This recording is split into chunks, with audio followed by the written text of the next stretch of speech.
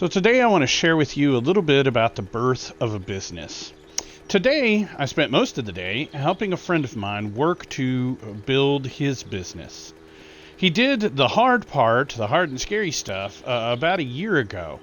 He had an idea and he took action on it. You may recall that I've done a video on the 4 ways to earn an income. I've talked about how you could be an employee, self-employed, a business owner, an investor. I've talked about active and passive income, and I'll probably chat about that some more. But for the most part of his adult life, my friend has been an employee, working for a well-known international company. He's worked his way into upper management there and making 6 figures a year.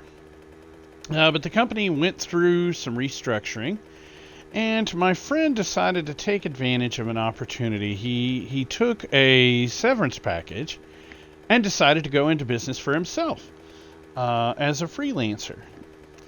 Well, even though my friend has found an ever-increasing abundance of work that he could be doing, he has realized that what he's doing isn't exactly going to help him achieve his dream of getting paid even when he's playing golf.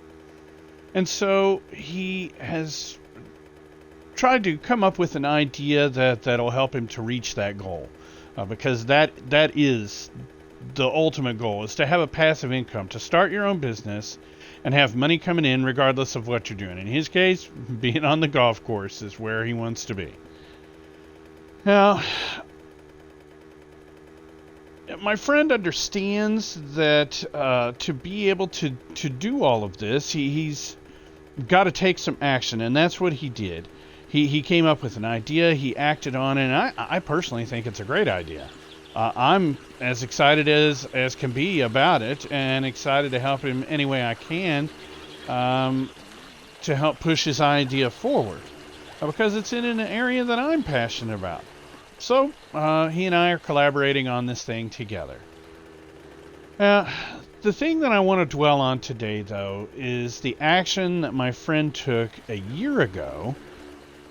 He created a plan based on his idea.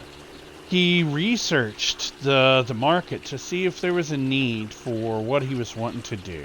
He identified who his competition is, and in so doing, he also took a look at their strengths and weaknesses and factored in his own strengths and weaknesses. So he looked not only without, but within to figure out what things might trip him up and what things he could probably do a little better than what is out there. And as of today, with the minimum cash outlay, he has an active online store. He is starting to receive just a few first hints of traffic, and nothing right now is exactly how he wants it to be. His vision is so much better than what currently exists. But he has to start somewhere, right? As we all do. And the reason he hasn't dumped most of what he's got in what he currently has is sweat equity. He's taken time and done work. He hasn't farmed it out. He's done it himself. And the reason he's done that is just because, like all of us, he's got his own bills to pay. He's got his own family to feed, right? He doesn't have a lot of money to be risking in something. He certainly doesn't have anybody else helping to provide the capital to get this off the ground. He's doing it all himself. And so he's being as frugal and as calculated as he could possibly be with his risks. And that's the way it should be when you start a business, when you start looking at an idea, when you start taking action, or when you start trying to put something together, okay? because he's going into this knowing that there's no guarantees. It could fail just as easily as it could succeed. In fact, 90% of all businesses fail within their first year. So he's going into this knowing that the odds are, in fact, against him. And still he's plunging forward anyway. And so that is part of what I wanted to share by sharing his story with you. You've got to start somewhere. You've got to take a chance. You've got to believe in yourself. You've got to act on things. And so my friend is proving the truth behind the idea that anyone can start a business.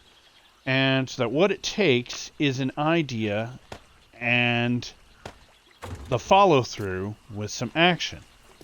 So today I got to have fun looking at spider diagrams, checking various suppliers to see where we can get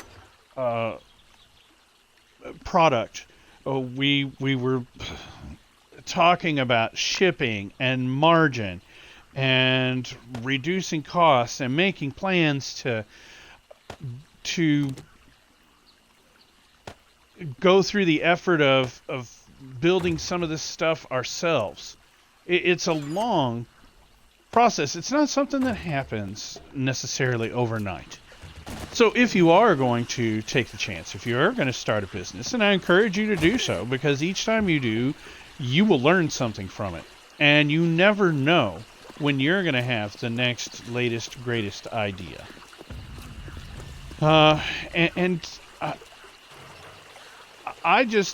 I can't be any more proud of my friend than I already am. Because most people lack the guts, I guess, is what I'm looking for, to take those first steps. They'll have an idea, a great idea, but they'll let the slightest little thing get in their way. My friend has taken it and already put action to it. He's already set himself out there. He's already put skin in the game. He's risked time and energy and money to try and make this thing a reality. And he's got other ideas in addition to this one. So if this one doesn't work, well, there's something else that he can try. But I'm as proud as I could be of him for having the guts to take a shot, and to take a stab, and to put himself out there like he is. And as this thing progresses, I may chronicle it on here, because I think it'll be something that everybody would be able to benefit from. But in the meantime, I just want to leave you with the thought that if you have an idea, if you have a dream, it takes action. It doesn't take a silver spoon. It doesn't take bottomless coffers. It doesn't take the stars aligning. It takes you putting in some time and some energy. Some of that sweat equity, like my friend's putting in. And once you begin to do that, yeah, you may stumble and fall a little bit. But you also could exceed. You could exceed beyond your wildest dreams. And you won't know until you actually take those steps and do something. Guys, I'm going to link the videos that I've referenced for you, as well as, of course, you can reach out to me if you've got questions at fustyandfinance@gmail.com. If you've got an idea, if you're just looking for maybe a hint of where to start, maybe I can help you with that. If not, just being able to talk about it might help you to better formulate your own idea. And if you do take action, I certainly wish you all the luck in the world.